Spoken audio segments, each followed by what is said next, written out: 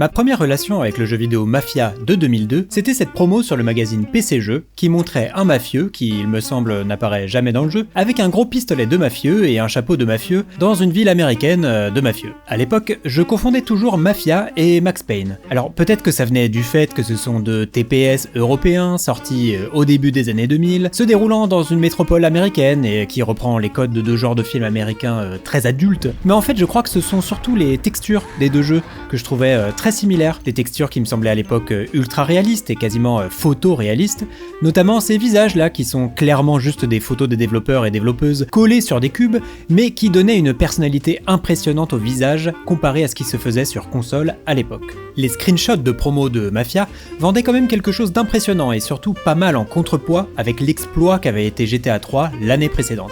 L'histoire de GTA 3 se déroule l'année de sa sortie, Mafia quant à lui reconstituera la période de prohibition sur 8 années, de 1930 à 1938. GTA se concentre sur une zone urbaine constituée de 3 îles avec un temps de chargement entre chacune d'elles. Mafia lui en aura tout autant sans aucun temps de chargement, en tout cas sur PC, et avec une partie rurale. GTA 3 se concentre sur l'extérieur, Mafia lui multipliera les zones intérieures vastes et détaillées. Globalement tout était fait pour que le jeu ait sa propre personnalité et pour qu'on ait aucun risque de confondre les deux. Mais pourtant ce n'était pas le premier jeu d'Illusion Softworks. En fait, c'était même leur 6e. Parmi leurs jeux notables, on retrouve Hidden and Dangerous, un jeu de guerre tactique durant la Seconde Guerre mondiale, qui se veut ultra réaliste et assez radical dans sa proposition. On y incarne une escouade de 4 hommes, avec en réserve 8 soldats, qui viennent remplacer ceux qu'on a perdus durant la mission précédente. On doit donc finir le jeu entier avec seulement 12 personnages, et si dans les dernières missions on n'en a plus que 3, et on n'en a plus que 3, plus personne ne viendra les remplacer. Personnellement, j'ai pas grand chose à dire de plus sur ces jeux, parce que moi, les 12 personnages, je les perds tous au bout de 3 missions à chaque fois, si ce n'est que pendant des années j'ai cru que Hidden and Dangerous et Armed and Delirious c'était le même jeu alors que vraiment rien à voir quoi. Oh sweet giant mushroom, what the hell is this? Hidden and Dangerous fut un assez beau succès critique et commercial, avec également aujourd'hui un statut de jeu culte pas démérité, malgré le fait qu'il ait été développé par un petit studio tchèque constitué d'une quinzaine de personnes, avec à sa tête un Daniel Vavra qui finira par devenir quelqu'un d'assez peu recommandable, mais on aura le temps d'en parler. Mafia aussi sera un énorme succès, avec 2 millions de ventes qui débouchera sur 3 suites et un remake, pour devenir l'une des franchises les plus iconiques des jeux à monde ouvert. Et si personnellement le 3e épisode est mon préféré, j'ai voulu revisiter l'original sur PC parce que malgré les beaux souvenirs que j'en ai, il s'avère que je l'ai jamais terminé. Retournons ensemble dans l'an de grâce 2002 pour se replonger dans ce fascinant Mafia, premier du nom.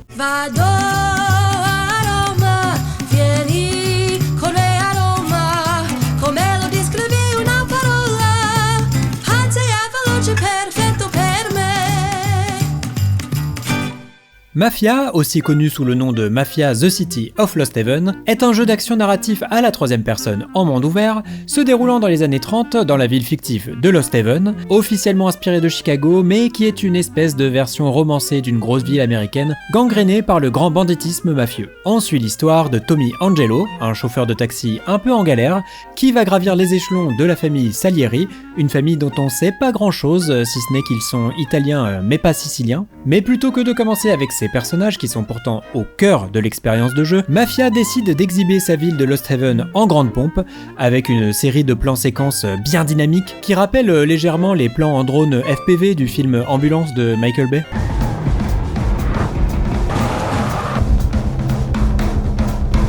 Aujourd'hui, la série Mafia a la réputation de ne pas être vraiment un bac à sable, d'utiliser sa ville plutôt comme un décor que comme un personnage, comme une façon de croire en cet univers et en cette époque, de croire en la simulation d'une grande ville américaine des années 30.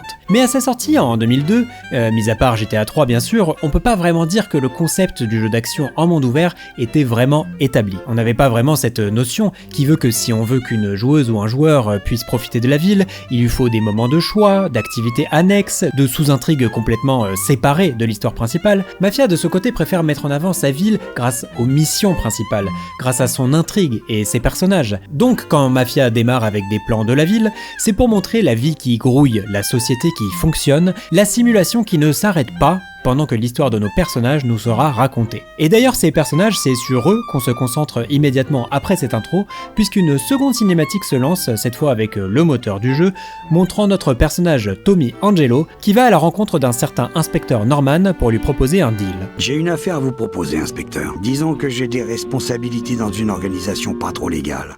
Le genre d'organisation qui intéresse beaucoup les poulets, normalement. Un deal somme toute assez classique de mafioso qui se met sa famille à dos et décide de tout balancer à la police, mais qui a pour lui de commencer par la fin, c'est-à-dire la partie fall du classique Rise and Fall des films de gangsters. Et moi c'est quelque chose que je trouve vraiment audacieux et qui permet tout de suite de se mettre dans l'ambiance. Ici pas question de glorifier la vie de mafioso, travailler pour la pègre c'est se mettre gravement en danger, c'est croire en une illusion de famille, de principes qui finiront inexorablement en trahison et en drame. Personnellement, pour un jeu qui se veut être le premier grand jeu de mafieux, cette approche du grand banditisme me plaît énormément et vient très facilement se mettre en opposition avec à peu près tous les jeux où on incarne un gangster à cette époque. Même un jeu comme GTA Vice City, sorti la même année et qui pourtant est un quasi-plagiat de ce qui est probablement le plus grand Rise and Fall de tous les temps, à savoir Scarface, décide de changer la fin de ce dernier pour faire de Tommy Vercetti un gars trop stylé qui a dégommé toute la pègre à lui tout seul. Pas de mort pathétique dans la piscine, pas de plan ironique sur une statue avec écrit The World is yours, bravo, vous avez dégommé tous les concurrents, vous êtes le boss, être un gangster, c'est trop stylé. Cette intro de Mafia pose des bases d'une certaine subtilité prometteuse et surtout assez inattendue pour un jeu de cette époque, mais évidemment avant d'arriver au Fall, on a bien une bonne dizaine d'heures de Rise devant nous. Et contrairement au Henry Hill des affranchis qui a toujours rêvé d'être un gangster, notre Tommy Angelo lui y est tombé un peu par hasard. La première mission démarre avec notre chauffeur de taxi, un peu fauché, se roulant une clope entre deux courses avec une mise en scène de cinématique en montage alterné montrant de l'autre côté une course-poursuite entre mafieux très courtois puisque malgré la course-poursuite effrénée, ils mettent quand même leur clignotant quand ils tournent pas mal. Les deux fugitifs, Sam et Polly, se crachent près de Tommy et obligent ce dernier à les conduire à bon port. Et c'est en pleine action que le jeu décide de démarrer pour de vrai. On va être honnête, en 2026, les premières secondes sont un peu rudes, et même si j'avais fait le tutoriel facultatif au préalable, démarrer sur une course-poursuite, c'est peut-être pas la façon la plus hospitalière de nous accueillir. Mais au moins, on apprend pas mal de choses d'un coup. Les voitures sont rigides et lentes, chacun des personnages qui nous accompagnent a sa propre barre de vie, on peut se faire tuer par balle même à l'intérieur d'un véhicule, le mot cave est apparemment un synonyme de gros nul, et si on retourne la voiture, c'est game over. Je suis d'ailleurs mort plusieurs fois dans cette ouverture, mais à chaque fois de façon très différente. Par exemple ici là, quand Sam ouvre la fenêtre pour viser la voiture ennemie, une attention aux détails assez incroyable d'ailleurs, mais se fait descendre en très exactement 3 balles. Une fois les poursuivants semés, direction le bar des Salieri, famille à laquelle appartiennent les deux mafieux qu'on a pris en autostop là. Impressionné par notre conduite extraordinaire, le don de la famille demande à Sam de nous remettre une enveloppe, de quoi rembourser les frais de dégâts du véhicule et même un peu plus. Au passage, Sam nous propose de repasser plus tard pour faire des petits boulots pour le Don Salieri. Pour moi, l'agréable surprise de la fin de cette mission d'introduction, c'est que Tommy n'accepte pas immédiatement l'offre du Don. Il n'était pas question que je me joigne à ces ordures, même s'ils avaient autant de fric. Mieux vaut être pauvre et vivant que riche et mort, je me suis dit. D'ailleurs, il y réfléchit même pas vraiment, et le chapitre suivant se contente de suivre Tommy dans ses courses de taxi, chapitre qui nous permet enfin d'admirer la ville de Lost Haven de jour, et de s'imprégner de l'ambiance assez incroyable du jeu. Si vous êtes comme moi et que vous avez eu de la chance au chapitre précédent, c'est là que vous allez vous faire arrêter pour la première fois pour excès de vitesse. Parce que oui, dans Mafia premier du nom, un excès de vitesse attirera l'attention de la police. Encore une fois, l'attention aux détails et l'extrême immersion promise par l'introduction du jeu se met doucement en place, tout comme la simulation qui vient soutenir la narration plutôt que de l'entraver. Il faudra donc faire principalement attention à 3 choses. Ne pas griller les feux rouges, ne pas excéder la limite de vitesse de 60 km/h et surtout, ne pas avoir d'armes visibles sur soi. Parce que si les 2 premiers points sont assez peu contraignants, on doit juste s'arrêter et payer une amende fictive vu qu'il n'y a pas de système d'argent dans le jeu, le second point sera considéré non pas comme un délit mais comme un crime, et si la police vous arrête, c'est game over. Heureusement, un système d'inventaire permet de cacher ses armes avec un bouton dédié au fait de dissimuler et un autre au fait de la lâcher si jamais l'inventaire est plein. Donc pas mal de contraintes liées à la police, mais toujours des façons de les contourner, comme la touche F5 qui permet d'activer un limiteur de vitesse, se réglant automatiquement à la vitesse du lieu où on se trouve. Ce qu'on perd en fun instantané et qu'on retrouve dans le laxisme extrême des policiers dans GTA,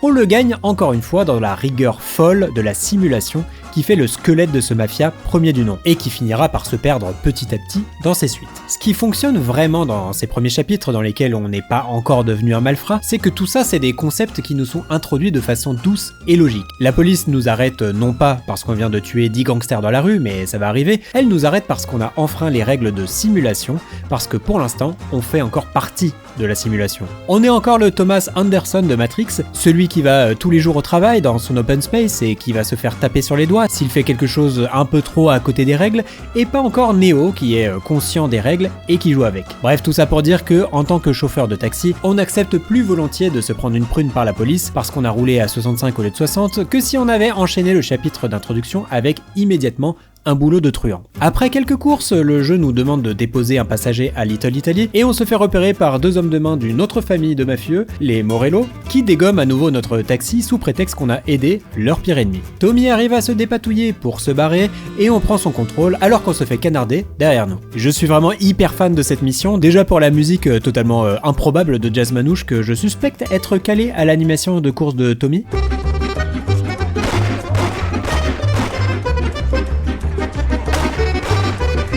Mais aussi parce que le chemin est très scripté avec ces grosses flèches toutes mignonnes là, et qu'on nous fait passer par toutes sortes de situations de quartier pour donner un peu de chair à cet endroit qu'on va arpenter dans les 20 prochaines heures. Par exemple, on passe devant ce monsieur qui attend dans une allée et qui dit qu'il avait rendez-vous à 3h dans la ruelle, et quelques minutes plus tard, dans une autre allée, on tombe sur cette passante qui dit qu'elle avait aussi rendez-vous à 3h dans la ruelle, et si on prend le temps de lui parler, sachant qu'on se fait tirer dessus en même temps, on peut lui dire que l'homme attend dans la ruelle d'à côté. On a aussi une dispute de couple et même ce mec là qui fait pipi contre un mur. Bref, j'adore tous ces petits événements scriptés que j'ai évidemment pas vraiment remarqué dès la première fois, mais pas de soucis, je suis mort 4 fois donc j'ai bien pu prendre le temps de les apprécier.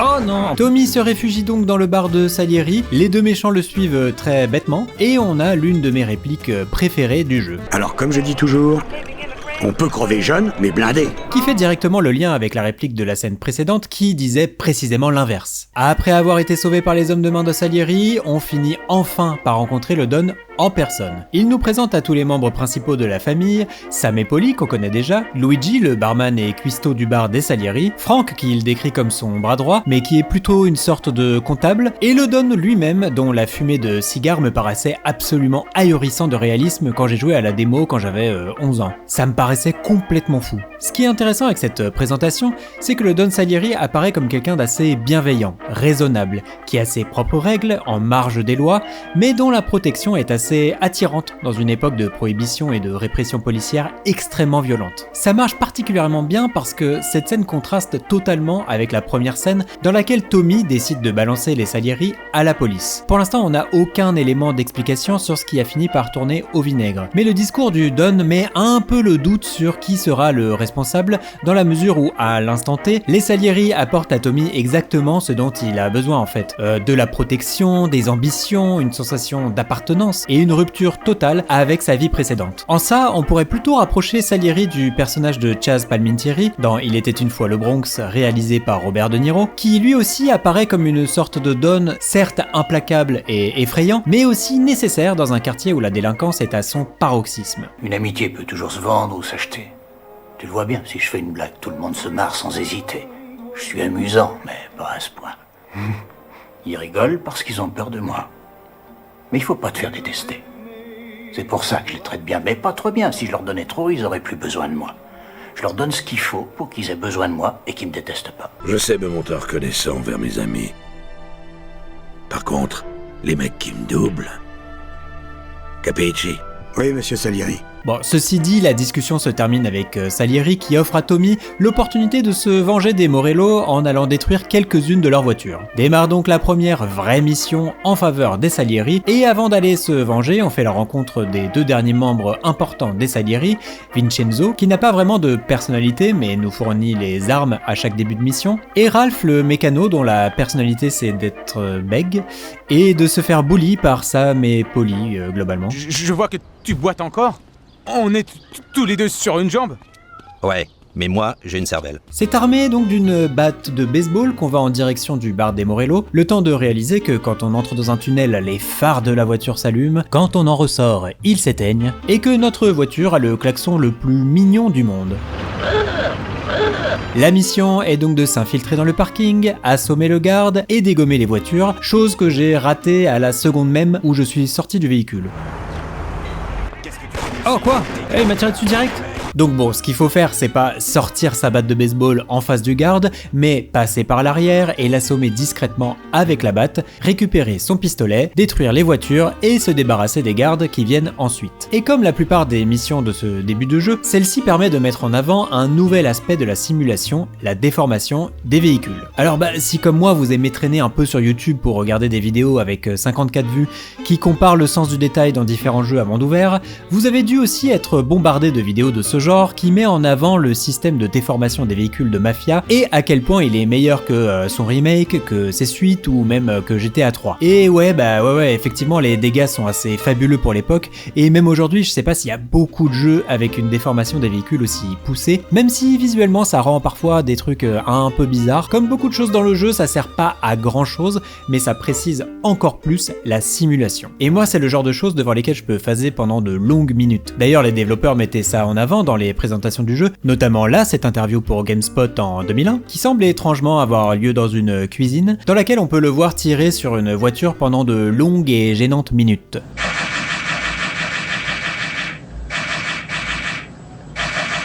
Apparemment, taper 2 voitures et se barrer est suffisant pour prouver sa loyauté à la mafia, donc à ce moment-là, ça y est, on est accueilli dans la famille, on peut enfin faire des trucs de mafieux comme respecter le code de la route, ne pas sortir ses armes dans la rue et mettre de l'essence dans sa voiture, parce que ma métaphore de Neo tout à l'heure, elle était un peu approximative on va dire, mais ce sera surtout la mission suivante qui nous permettra de faire le truc classique de mafieux, à savoir aller récolter l'argent que doivent différents commerces qui sont sous la protection des Salieri. On se dirige donc avec Sam et Polly dans 3 lieux différents. Le temps de passer sur le pont le plus au nord de la ville, qui dispose d'un pont levant permettant de laisser passer les bateaux qui passent sur la rivière. Sur la route, j'ai croisé des voitures qui avaient envie de faire pipi. Polly qui manque de se faire renverser par un kidam, ce qui lui fait perdre 19 points de vie. On espère que ça posera pas de problème par la suite. Et on se dirige à l'extérieur de la ville pour récolter l'argent d'un hôtel sous notre protection. Bon, évidemment, vous vous en doutez, ça se passe mal. Des hommes de Morello sont déjà sur place, Polly se fait tirer dessus et Sam se fait capturer. C'est comme ça que le jeu nous introduit au gunfight de façon plutôt accueillante puisque notre première cible, c'est un chien. Oh, what ? Le chien ? Et le chien ? Alors, il s'avère que c'est possible de pas tuer le chien puisque la porte d'entrée de l'hôtel est fermée et que le chemin à prendre est en hauteur, mais ça moi je le savais pas, donc sans que je m'en rende compte, le chien s'est faufilé derrière moi et j'étais obligé de l'abattre, mais c'était vraiment contre mon gré, hein. J'adore les chiens, j'ai fait tout le jeu avec mon toutou à côté de moi, promis, c'était pas volontaire. D'ailleurs les développeurs du remake doivent être un peu comme moi, puisque dans une scène similaire, ils ont mis un chien déjà mort par terre avec un petit commentaire du nouveau Tommy à propos de l'ancien Tommy. Quel genre d'homme peut tuer un chien comme ça ? Enfin bref, comme le jeu a planté à ce moment-là, j'étais obligé de le tuer une deuxième fois. Et on s'infiltre gentiment au niveau supérieur de l'hôtel. C'est là que les gunfights démarrent vraiment. Et comme à chaque fois qu'on lance un shooter à la troisième personne antérieure à Gears of War, on sait jamais vraiment sur quoi on va tomber. Les fusillades de Mafia mettent en avant l'impact des coups de feu avant tout le reste. Le but n'est donc pas de saupoudrer les adversaires avec un Uzi comme dans un Max Payne, mais au contraire de se concentrer sur la planification de chacun de nos tirs et de chacune de nos actions. C'est un système exigeant que j'ai mis quand même quelques chapitres à maîtriser et surtout à apprécier. Mais le jeu nous y habitue plutôt en douceur avec ce tout premier ennemi qu'on surprend aux toilettes et qui est à notre merci. Puis en se rendant au rez-de-chaussée, on a un combat ardu mais quand même abordable par rapport à ce qu'on va nous balancer plus tard dans le jeu. Les tirs sont relativement précis et le feedback des ennemis qui se font toucher est suffisamment réussi pour qu'on sache à peu près si on leur a fait très mal ou non. Comme souvent dans les jeux de cette époque, ils ont un temps de réaction supersonique qui fait que dans certaines situations, il est quasiment impossible de pas se prendre de dégâts. Mais encore une fois, il est possible d'anticiper ces situations en étant très prévoyant quant au placement des adversaires. Il faudra donc surveiller ces coins en permanence, se mettre à la place d'un développeur de 2002 qui veut faire un jeu difficile, être précis, travailler ses réflexes et surtout penser à cliquer cliquer avant de tirer sur un ennemi. Parce qu'effectivement, bizarrement, quand Tommy est debout, le premier clic ne le fait pas tirer avec son arme, mais juste lever son bras comme ça là. Et si quelque chose obstrue son bras, bah il va simplement pas tirer. Dans un certain sens, les gunfights m'ont pas mal rappelé des tactical shooters de l'époque des jeux à la Rainbow Six, dans lesquels si on rentrait dans une pièce sans s'assurer qu'elle était sécurisée, c'était la mort assurée. Sûrement des vestiges de Hidden and Dangerous qui sont encore présents dans Mafia. Alors certes, on meurt vite, on meurt vraiment très vite dans certaines situations, et si on entre dans la ligne de tir d'un adversaire, c'est globalement fini de nous, hein, même si on a toute notre vie, vu que Tommy se fait stun quand il prend des dégâts. Oh. Wow! Oh. Mais je crois que j'ai quand même fini par avoir la même relation avec ces gunfights qu'avec les courses-poursuites de Driver 3, ou de Drive 3R comme on l'appelle. Les deux sont incroyablement laborieux et manquent clairement de finition, mais sont régis avant tout par une envie de retranscrire le rythme et le mood de leur inspiration. Dans le cas de Driver 3, le côté un peu flottant des véhicules rend certaines missions imprévisibles, et la moindre erreur ou le moindre manque de peau en fait, c'est l'échec assuré. C'est effectivement pénible et assez frustrant, mais le jeu essayant désespérément d'avoir des courses-poursuites à la The Driver ou Ronin, c'était probablement la bonne direction.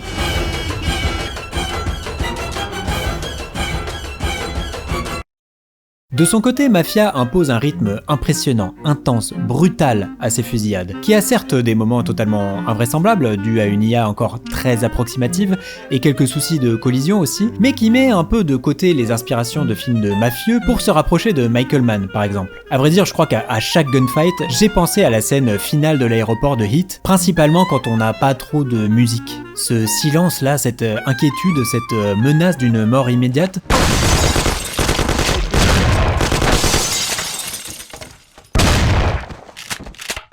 Ouais, tout ça, ça a vraiment fini par me plaire, malgré les très nombreuses morts, un peu surgies de nulle part, mais qui sont parfois tellement brutales qu'elles en devenaient parfois presque marrantes. Oh putain! Oh. Bref, on vide donc l'hôtel de tout méchant, on sauve Sam qui fait les bruits de douleur les plus drôles du monde. Debout, Sam. C'est fini. T'as vraiment pas arrangé, mon pote. Tirons-nous. Oh merde!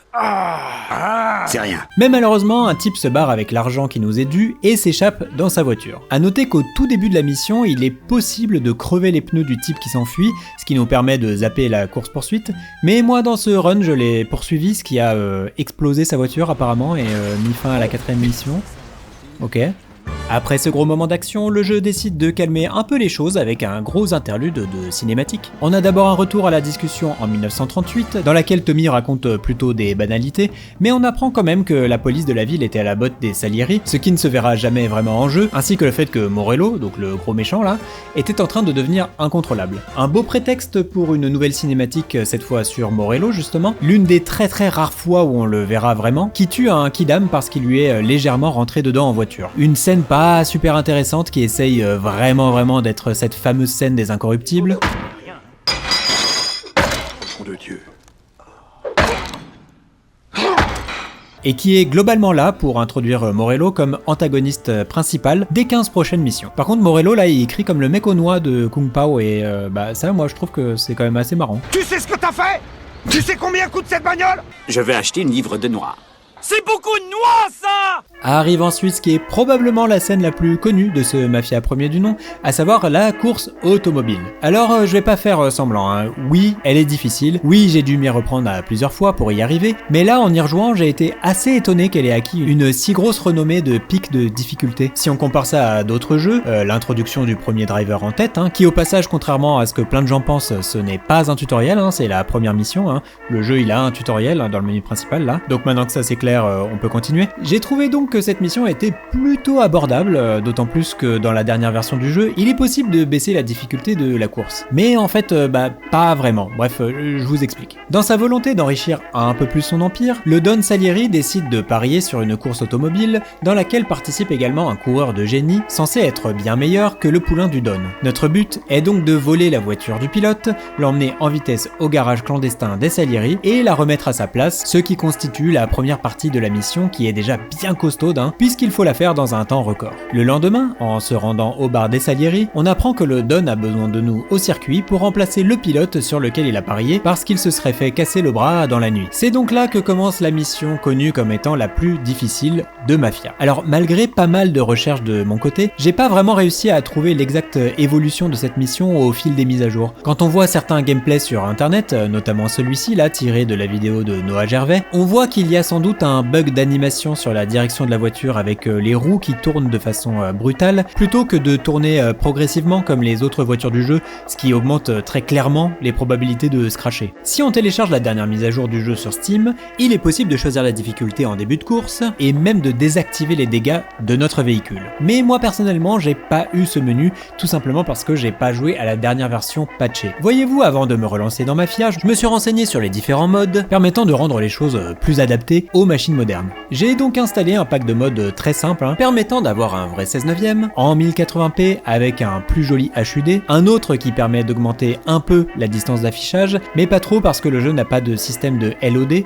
donc si on met la distance d'affichage au maximum, on n'a effectivement pas de clipping, mais en contrepartie, le jeu rame à mort vu que toute la map est chargée dans sa qualité maximale. Bref, en plus de ça, cette liste de modes permet de revenir un patch en arrière, ce qui rétablit le mouvement des yeux de certains personnages pendant certaines cinématiques qui a malencontreusement été supprimé avec le dernier patch qui à la base rendait le jeu jouable sur les machines modernes. Sauf que c'est également cette mise à jour là qui a mis en place les modes de difficulté de la tristement célèbre course automobile. Bref, pour résumer, j'avais le choix entre soit rendre une mission incroyablement difficile un peu plus abordable ou avoir les yeux qui bougent en cinématique. Donc vous l'aurez compris, j'ai choisi la deuxième option, même si honnêtement le mouvement des yeux est hyper rare et sur les personnages principaux seulement. Donc je suis pas vraiment sûr d'avoir gagné au change au final. Alors au milieu de tout ça, à quelle version de la course est-ce que j'ai joué ?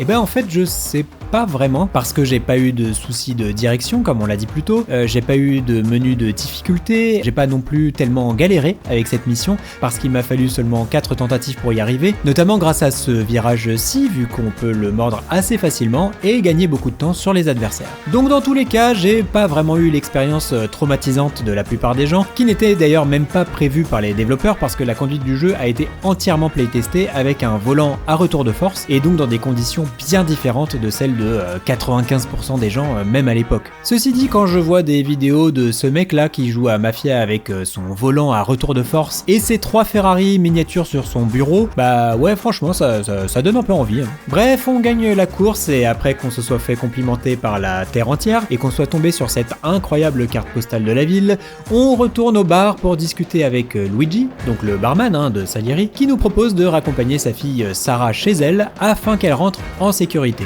L'occasion de faire plus ample connaissance avec elle et de démarrer une romance incroyablement maladroite, mais on aura l'occasion d'en reparler. Cette discussion avec Luigi, c'est l'occasion de remarquer qu'il est doublé par Philippe Pétieux, le doubleur mythique de Homer Simpson. Le problème c'est que j'aime pas qu'elle rentre seule le soir. Rien qu'hier, il y a des petites frappes qui lui ont fait des misères. Marge, je t'ai signé un chèque de $300 pour payer toutes les sculptures que j'ai cassées, ok ? Et aussi du pingouin dans Batman le défi et la série animée Batman. Du scotch au kilomètre, un zeste de patience, et on peut en faire des miracles. C'est d'ailleurs un bon moment pour faire le point sur ce doublage qui, s'il n'est pas exempt de défauts, a quand même un casting assez impressionnant. Petit point sur la version anglaise qui au passage n'est pas la VO puisque d'après ce que j'ai compris le doublage original c'est le doublage tchèque. Co mi chcete? Nemám ve zvyku vysedávat s lidmi jako jste vy. Měl bych pro vás nabídku k obchodu, detektive. En anglais, on a un casting all-star avec notamment William DeMeo, Matt Servito, Dan Grimaldi, Cara Buono, Ray DeMatteis, qui ont tous participé à au moins un épisode des Sopranos, et d'autres visages et voix connus du cinéma américain comme George DiCenzo, qui a joué dans Rencontre du troisième type ou Retour vers le futur, et qui a la particularité d'être né dans la vraie ville de New Haven, dans le Connecticut, donc ouais, c'est rigolo. Mais moi de mon côté, j'ai joué en VF et niveau doublage, c'est vraiment la grande régalade. Et je trouve qu'un gros effort a été fait pour que les voix connues aient d'une façon ou d'une autre un rapport avec un film ou une série de gangsters. Dans le rôle principal de Tommy, on a l'éternel José Lucioni, très grande voix du jeu vidéo qui a notamment doublé Marcus dans Gears of War, Sully de Uncharted ou encore Lynch de Canon Lynch. Mais il a surtout été la voix de Al Pacino dans Révélation, Il était une fois Hollywood, The Irishman et évidemment dans le film de gangster ultime qu'on a déjà cité, Hit. Pourquoi j'ai voulu me faire cette pute? Parce qu'elle a un cul de déesse et que t'as la tête dedans. Et jusqu'à la bite. Parmi les autres comédiens, on retrouve Patrice Mélanec, la voix de Joe Pesci dans les deux Maman j'ai raté l'avion, ainsi que celle de Baird dans Gears of War, encore une fois. Ici, on a Vincent Ropion, connu principalement pour être la voix de Neil Patrick Harris, mais aussi Dominique Monaghan dans Lost, et donc l'inoubliable Lost, les disparus, le jeu vidéo. Il doit être en train de fabriquer une radio avec des noix de coco. Nathalie Holmes également, que j'ai principalement reconnue pour ses voix dans les Guignols de l'info, et sans oublier Gilles Marino, dont j'ai pas vraiment trouvé de filmographie exhaustive, mais qui a un site internet avec un portfolio, dont cet extrait de pub télé pour le film Course à la mort 2, de très très bon goût. En direct de Terminal Island, l'émission télévisée la plus violente, la plus provocante et la plus regardée de l'histoire de l'humanité. Bienvenue à la course à la mort. Bref, moi cette VF, je l'adore. Les actrices et les acteurs sont globalement bien castés, super impliqués, et ça je pense que ça vient à la fois de l'écriture des dialogues, qui malgré quelques couacs un peu gênants, est bien supérieur à ce qu'il se faisait ailleurs en 2002, mais surtout à la traduction française très intelligente. Vincenzo et moi on a mijoté un nouveau plan. Biff sait que Serge aura une poule et qu'il passe pas mal de temps avec. Ils aiment bien mon idée de bosser tous ensemble. Et ils aiment bien aussi la bonne gnôle. Dès que t'as les preuves, tu caltes-fisses ça avant que le procureur débarque. Puisqu'elle ne peut pas reproduire les tics de langage classiques des films de mafieux qu'on retrouve en version anglaise, elle opte pour un argot français typique des années 50, genre Lino Ventura ou Jean Gabin. Je te préviens que si jamais un jour tu me ramènes un gosse de ce mec-là, je le fais empailler, je le mets sous globe. Je veux que les Martiens voient ça, hein. Inspiré par un vocabulaire type film de gangster de Jean-Pierre Melville ou Jacques Becker. Je ne parle jamais à un homme qui tient une arme dans la main. C'est une règle. Une habitude. Ça donne une personnalité folle à cette VF qui rajoute vraiment une couche supplémentaire d'inspiration à ce mafia premier du nom. D'autant que ces suites auront une traduction un peu plus sobre. Donc si en anglais le jeu porte le poids du parrain et des affranchis sur ses épaules, la VF permet d'édulcorer un peu tout ça avec une touche de Touchez pas au Grisby ou le clan des Siciliens, qui non seulement fait du bien, on a un peu moins l'impression de jouer à un sous-Scorsese interactif, mais en plus nous donne à nous autres pauvres petits français un sentiment d'appropriation sur cette œuvre tchèque où on incarne des Italiens aux États-Unis. Bref, fin de la parenthèse VF. Mais à la fin du mois, il y a toujours une énorme galette dans le cofio. Il y a qu'à se pencher pour se remplir les fouilles. Escorter Sarah, la fille de Luigi, aurait pu nous permettre de la connaître un peu plus, mais le jeu décide de ne pas faire d'elle un vrai personnage, mais un simple faire-valoir de Tommy. Sentiment confirmé juste après, lorsque trois zigotos débarquent dans une ruelle pour nous agresser, sur cette réplique jouée avec un enthousiasme un peu trop flamboyant peut-être.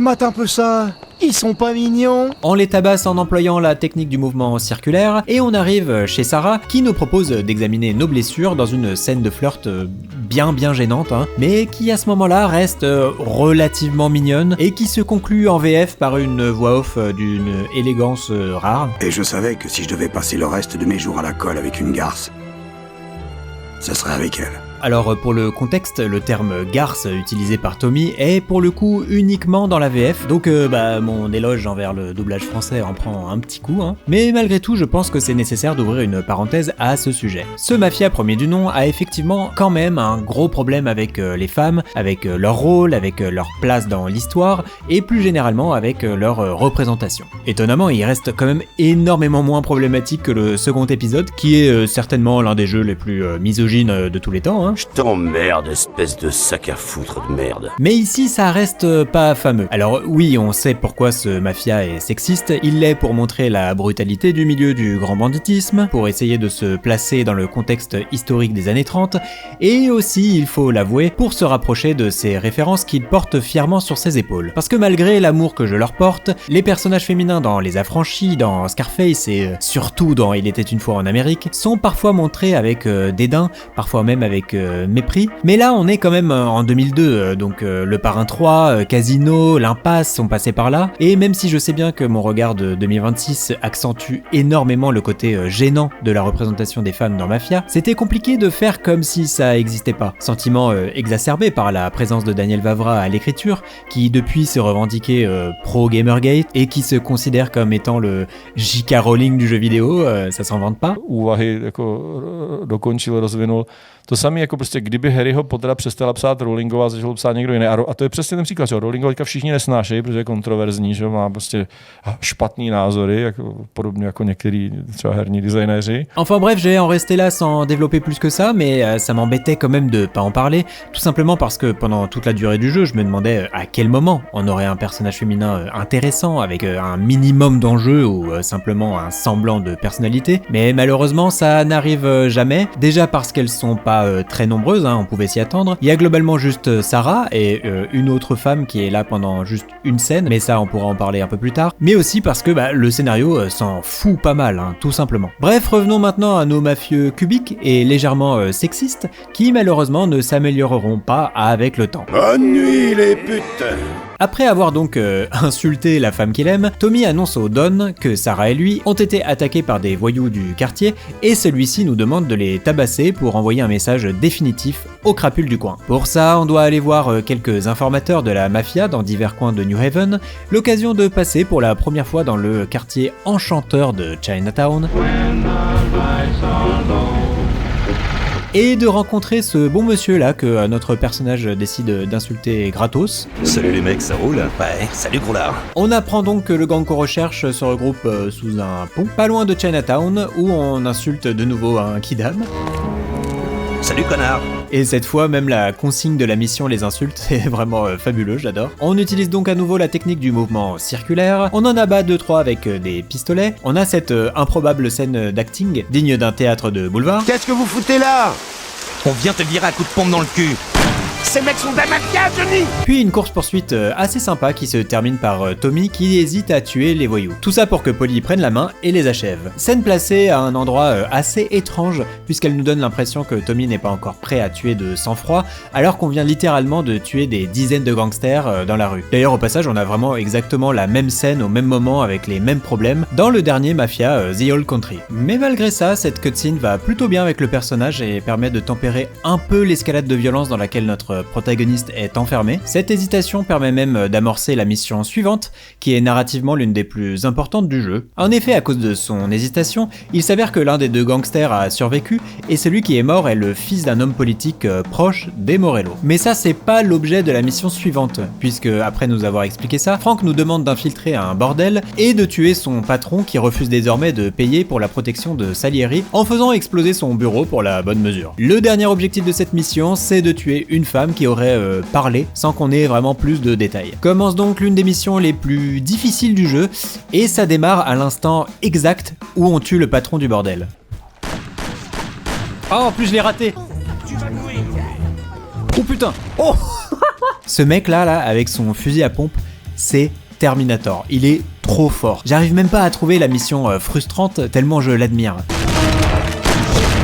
Après plusieurs morts, j'ai décidé de casser un peu le truc en me cachant à l'entrée de l'hôtel et en y déclenchant une fusillade et ça a plutôt fonctionné. En arrivant sur une chambre au pif, on tombe sur une femme qui prend son bain et qu'on avait déjà croisée une fois juste après la course. Et heureusement, le jeu nous offre un petit flashback parce que sinon jamais je l'aurais reconnu. La bien nommée Michelle essaye de nous convaincre de ne pas la tuer et plutôt que l'écouter, Tommy préfère se parler à lui-même dans sa tête et accepte de ne pas la descendre.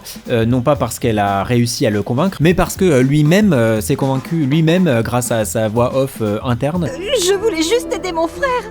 Je le il savais. a fricoté avec des gangsters. Ça pouvait tomber que sur moi, un vrai merdier. Je pouvais pas Alors, buter une jeune je fille. pensais que s'il Une leur pauvre filait des idiote tuyaux, qui voulait juste sauver il la mise à son l'épargnerait. frère, qui est sûrement un vrai connard. Je voulais juste D'un autre côté, sauver tu mon mérites frère. peut-être pas le même sort. Vrai homme écoute pas femme et prend ses décisions lui-même, je suppose. Comme je l'ai pas tué en début de mission, le patron se réfugie dans son bureau et meurt de façon relativement mélodramatique. On vole des documents, on fait péter le bureau, on s'échappe par les toits, on se bloque dans un parapet et, coïncidence incroyable, on se retrouve dans une église dans laquelle se déroule la cérémonie de funérailles du Zozo qu'on a tué dans la scène précédente. Et évidemment, on se fait repérer et la famille du défunt est pas hyper contente de nous voir, donc on se fait tirer dessus. J'aime vraiment beaucoup cette scène, moi, déjà par le côté rigolo de tomber par hasard sur l'enterrement dont nous parlait Frank, mais aussi parce que c'est un super endroit pour une fusillade, surtout dans une histoire de mafieux dans laquelle l'église c'est un peu le hiatus hypocrite dans laquelle la violence est mise de côté. Du coup j'ai un peu cherché et j'ai pas vraiment trouvé de scène de film de mafieux avec des fusillades directement dans une église. Il y a bien la légende légendaire scène du parrain pendant le baptême du filleul de Michael Corleone, mais les scènes se déroulent en parallèle du baptême et c'est plus le montage qui souligne une forme d'hypocrisie que la scène en elle-même. Donc cette ultra-violence, ça donne un contraste super intéressant et assez inédit en fait, que le jeu décide de ne pas ignorer et même de confronter directement pour faire de cette scène un pivot de la vie de Tommy grâce à un dialogue avec le prêtre. Le jeu utilise donc l'homme de foi pour mettre Tommy face à ses contradictions et surtout face à ses choix, qui certes n'ont pas une conséquence énorme sur la vie de Tommy, il va jamais vraiment remettre en doute sa vie de mafioso après ça, mais qui je trouve ont un vrai intérêt narratif. Ce qui est intéressant ici, c'est pas que c'est un homme de loi, ni un malfrat qui se permet de le réprimander, mais un homme de foi, puisque c'est bien le seul aspect de la société à laquelle un mafieux peut se soumettre. Mais de l'autre côté, pour une personne qui n'a pas de morale comme un mafieux, c'est assez facile et pratique de se soumettre à une autorité religieuse. Leur devoir de confidentialité et la facilité avec laquelle il est possible de se confesser empêchent toute forme de conséquence à ces actes. Qu'avez-vous fait, mon fils? Tant de souffrances inutiles. Dieu est miséricordieux. Qu'avez-vous fait? Le meurtre est le plus grand des péchés. Je sais, mon père. Mais ça s'est pas passé comme prévu. J'ai dû me gourer quelque part. Pourrez-vous encore vous regarder? Vos mains sont tachées de sang et souillées à jamais. Et c'est ici que j'aimerais bien évoquer un sujet que j'ai plutôt évité jusqu'ici, c'est le fameux remake de Mafia. Le bizarrement nommé Mafia Definitive Edition, qui, contrairement à ce que son nom indique, est bien un remake entier du premier épisode, et qui a permis de rentabiliser un minimum le très onéreux moteur graphique de Mafia 3. Je vais le dire tout de suite, c'est un remake que moi personnellement je porte pas vraiment dans mon cœur, qui lisse énormément d'aspects qui faisaient le sel de ce premier Mafia, mais qui a quand même apporté des choses intéressantes d'un point de vue narratif. Si jusqu'ici les deux versions du jeu sont relativement similaires, c'est là que Tommy prend deux directions complètement différentes. Dans l'original, Tommy garde ce petit doute en lui sur ce qui semble être moral ou non, ce qui justifie plutôt bien le fait qu'il finisse par tourner le dos à Salieri en échange d'une protection policière. Dans le remake, les scénaristes ont opté pour un Tommy qui tombe dans la violence, la tête la première, embrassant totalement le sentiment de puissance que lui donne son appartenance à la mafia. Dans la scène de l'église, il ne se prend pas un sermon mais prend les rênes de la conversation pour sermonner lui-même le prêtre, bien aidé par l'arrivée de Sam qui se permet même de menacer le prêtre pour qu'il ne dise rien à personne. Ces hommes étaient des criminels, mon père. Des voleurs. Des violeurs. Des tueurs. Et Dieu les aurait accueillis s'ils avaient demandé pardon. Ce serait dommage de devoir revenir ici. Au final, je saurais pas vraiment dire laquelle de ces deux directions je préfère. Je pense que les deux fonctionnent très bien, mais sont deux pivots complètement différents pour le personnage de Tommy, qui accentue le sentiment de rise and fall dans le remake, ce qui me plaît beaucoup, et garde toujours une sorte de doute dans l'original, ce qui me plaît également, d'autant que Tommy n'est pas accompagné par Sam dans cette version et est donc seul face à ses contradictions et sa culpabilité. Revenons donc à notre vieillerie de 2002 là, puisque la scène de l'église est suivie d'une course-poursuite avec la police. On va pas se mentir, c'est à ce moment précis que moi je suis tombé amoureux de ce Mafia 1. Alors le but implicite ici, c'est de voler le corbillard devant nous et d'échapper à la police par la route. C'est donc ce que j'ai tenté dans un premier temps. Mais après quelques minutes de course-poursuite somme toute assez sympathique, je me suis rappelé que les métros et les tramways étaient parfaitement fonctionnels. Je me suis demandé est-ce que c'est possible de s'échapper de la police en prenant le métro à la Al Pacino à la fin de l'impasse. Mon plan c'était donc de prendre le corbillard, foncer jusqu'à la station de métro Downtown, jusqu'à Little Italy, et espérer que la police m'oublie sur le chemin, et me diriger tranquillement jusqu'au bar de Salieri à pied. Après une première tentative ratée aux portes du métro, ma seconde tentative s'est beaucoup mieux passée et a débouché sur l'une des scènes les plus épiques de ma vie de joueur, je pense. Une vraie scène de film d'action, mais en beaucoup plus rigolo. Sors! Sors! Sors! Le métro, faut que le métro arrive tout de suite! Il est pas là! Ah! Oh! Oh le move de déglingo! Rentre!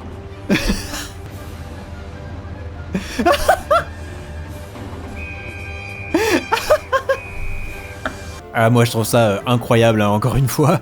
Même si ce mafia n'a pas le niveau de liberté d'un GTA 3, il sait que c'est la simulation de son monde qui prime sur tout le reste et ne met jamais en péril ses features, peu importe les conditions, peu importe les grandes scènes d'action qu'il avait préparées pour le joueur. Tu te fous de moi? Et comment t'as fait pour t'en sortir? Bah j'ai pris le métro, hein, littéralement. C'est à ce moment-là que Frank, qui pour rappel est le comptable des Salieri, se rapproche sérieusement de Tommy en le mettant en garde sur sa nouvelle vie de débauche. Cette mise en garde se concentre principalement sur le Don, sans jamais vraiment le nommer, dans une peinture très négative du monde de la pègre. J'apprécie particulièrement le personnage de Frank, qui agit comme un levier moral au centre de l'histoire de mafia. Même aujourd'hui, je le trouve toujours aussi difficile à cerner. On sait jamais vraiment s'il a pour dessein de trahir la famille Salieri, qui est clairement en perte de vitesse, ou au contraire s'il essaie de trouver une porte de sortie pour lui et pour les autres membres de la famille dans ce bateau clairement à la dérive. C'est autant dû à son écriture sincère et évocatrice, qui semble évoquer des événements précédents qui l'auraient traumatisé, qu'à son jeu d'acteur froid et paternaliste, profitant aussi d'un Tommy sensible et clairement paumé. En clair, il est autant un rappel du passé qu'une mise en garde de l'avenir. Surtout quand il évoque le fait que l'amitié dans le milieu des mafieux n'est pas gravée dans le marbre. On a quand même un Frank qui devient doucement une figure paternelle pour Tommy, figure mettant à nouveau en question l'aspect tout puissant de la mafia, ainsi que sa fidélité toute relative. Les quelques prochaines missions se concentreront donc sur ce personnage, ce qui permet de casser un peu aussi la monotonie du quotidien de mafieux. Balade à la campagne est donc une mission qui nous est donnée par Frank, qui nous demande de nous rendre dans une ferme désaffectée afin de réaliser un trafic de, je cite, supergnole canadienne, qui est une expression que j'utilise quasiment quotidiennement désormais. Tommy, on a 2 camions pleins de supergnole qui arrivent du Canada. Récupérer des camions pleins de supergnole. D'un point de vue de mise en scène pure, cette mission est sûrement ma préférée de ce Mafia original. Elle commence en fin de soirée sous la pluie avec une fin de Blue Hour qui se dessine à travers les nuages. Tout ce début se déroule sans musique, juste le bruit de la pluie qui s'écrase sur le sol et sur la ferraille de notre voiture. On se rend dans un entrepôt pour récupérer des camions avec la supergnole canadienne et la fin du trajet se termine en cinématique avec cette petite musique un tout petit peu tendue là qui nous fait attendre la suite sur la pointe des pieds.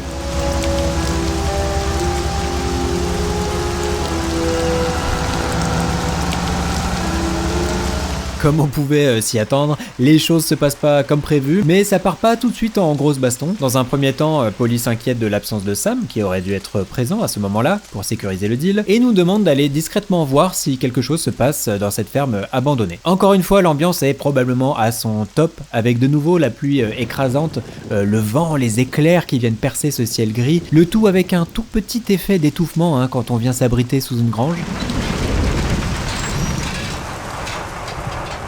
Franchement, pour un jeu de 2002, c'est du lourd. En plus de ça, on a plein de tout petits mignons petits détails d'animation, comme ces vêtements là, accrochés à une corde à linge qui bouge au rythme d'un vent de tous les diables, ou même les arbres là, avec ce petit mouvement de rebond de très bon goût. Après avoir passé 20 minutes à apprécier cette ferme cubique très détaillée, j'ai quand même fini par avancer un peu et tomber sur 2 sous-fifres de Morello qui ont bien évidemment fait capoter le deal et ont tué nos potentiels clients. Le but est désormais de rebrousser chemin sous une pluie de balles, dans une ambiance plus hit que jamais, puisque le jeu se refuse toujours à nous imposer la musique de combat. Allez, j'en remets une couche, l'ambiance est complètement folle, elle est pesante, elle est élégante, et cette élégance est totalement perdue dans le remake de 2020, qui a décidé que cette scène à l'ambiance pourtant si douce allait devenir une grosse scène d'action de blockbuster. Côte à côte, moi personnellement, je trouve la différence saisissante.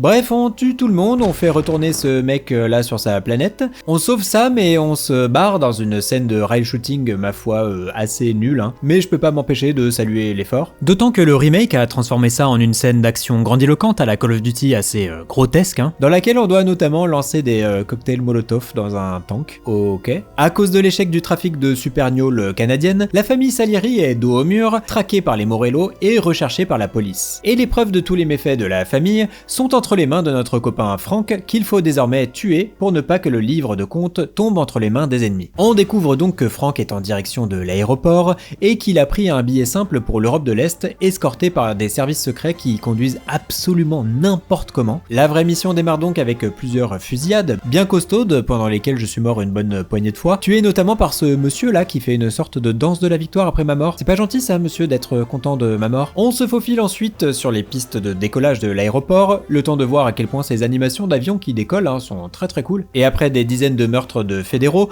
on atteint enfin Frank qui s'apprêtait à prendre son avion. Tommy prend le temps de discuter avec lui, notamment pour lui avouer une sincère déception, parce que effectivement ces derniers temps les deux personnages s'étaient rapprochés et que Frank donnait vraiment l'impression de s'inquiéter pour Tommy. Frank nous explique que les derniers mois à la botte de Salieri l'ont fortement inquiété, que les cadavres commençaient à sérieusement s'empiler et qu'il avait peur pour sa famille. Et à propos de sa famille, c'est en les capturant que les fédéraux ont réussi à le convaincre de balancer les Salieri et de leur fournir les livres de comptes. Par chance, sa famille et son livre des comptes sont encore dans l'aéroport, donc on va les chercher dans le bâtiment juste à côté, et c'est à ce moment-là qu'il va arriver un truc un peu étrange. Donc en gros, je débarque dans cet endroit qui est une sorte d'école de pilotage, il me semble, et sans même entrer à l'intérieur, je tombe face à ça. Alors je zoome pour que vous voyez un peu mieux, mais à votre avis, qu'est-ce qui se passe dans cette scène? Parce que moi, j'ai vu ça, je me suis immédiatement dit, tiens, la dame avec la robe orange, c'est la femme de Frank, et le mec en costume, c'est un membre de la police fédérale qui la tient en otage. Donc évidemment, moi, qu'est-ce que je fais? Je prends mon arme la plus précise,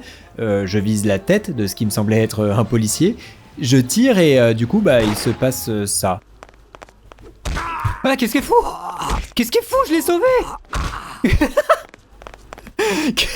Alors, ce que vous voyez là, c'est le seul personnage féminin de tout le jeu qui a des animations de bagarre et qui peut essayer de taper Tommy parce que non, c'était pas du tout la femme de Frank et non, c'était pas du tout un agent fédéral qui la tenait en otage, mais juste son mari qui lui faisait un câlin avant de prendre son avion. Et alors ça, j'aurais pu le savoir si je m'étais approché un peu, mais comme les ennemis de ce mafia sont absolument brutaux et peuvent vous dégommer en un tir bien placé, j'ai pris l'habitude de les tuer de la façon la plus prudente possible. Donc ouais, j'ai tué un homme innocent sous les yeux de sa femme pendant qu'elle lui faisait un câlin d'adieu. Donc ouais, je peux comprendre qu'elle puisse être en pétard, ouais. Bref, juste à côté du cadavre du mari, il y avait effectivement la femme et la fille de Frank qui étaient juste là, et on peut enfin réunir Frank et sa famille. Dans un élan de bonté, Tommy les laisse partir sans encombre, en échange des livres de comptes et de son silence absolu. Frank s'en va et lui glisse une petite phrase qui fera cogiter Tommy jusqu'à la fin du jeu. Et repense à ce que je t'ai dit dans la bagnole cette fois. Ce sont toujours tes meilleurs amis qui finissent par te tuer. Frank m'avait dit ça dans la caisse. Et là, c'est moi qui aurais dû buter un ami. Mais je l'avais pas fait. Fais pas aux autres ce que tu voudrais pas qu'ils te fassent. C'est comme ça qu'on dit. Si le véritable fall du Rise and Fall de Mafia n'est pas encore vraiment pour tout de suite, la graine est désormais plantée. Et après avoir raconté qu'il a un peu gâché ses derniers mois à vivre comme s'il n'y avait pas de lendemain, on sent qu'il se met doucement à douter de la pérennité d'une vie de mafieux. Personnellement, j'ai toujours un peu de mal à trouver ce type de personnage attachant, que ce soit dans les GTA avec ces personnages qui intègrent la pègre de façon un peu automatique, en subissant vraiment les événements plutôt qu'en étant de véritables protagonistes. Petite pensée à Vic Vance de GTA Vice City Stories, qui passe son temps à dire qu'il ne peut pas être mêlé à du trafic de drogue en cinématique, tout ça pour devenir le baron de la coke et de la prostitution en gameplay, ou même dans plusieurs films de Scorsese, Casino, Les Affranchis en tête, dont l'univers et les personnages sont saisissants, mais qui souffrent un tout petit peu de personnages principaux arrivistes et suiveurs aussi. Évidemment, de l'autre côté, il y a la solution Scarface, avec un personnage d'une agressivité telle que c'est lui qui impose ses propres événements, ce qui s'applique d'ailleurs au troisième Mafia, avec Lincoln et Donovan, qui décident eux-mêmes de la prochaine marche à suivre, mais celle que je préfère c'est celle de The Irishman de Scorsese, qui fait le tout avec beaucoup plus de douceur. Alors gros spoiler pour The Irishman que vous devez absolument voir, malgré les effets numériques qui vont très rapidement mal vieillir, ça c'est sûr. Dans ce film on a l'incarnation absolue de la phrase « Ce sont toujours tes meilleurs amis qui finissent par te tuer », puisque le Frank Sheeran de Robert De Niro finit par tuer le Jimmy Hoffa de Al Pacino dans ce qui est probablement l'une des scènes les plus sombres de toute la filmographie de Scorsese.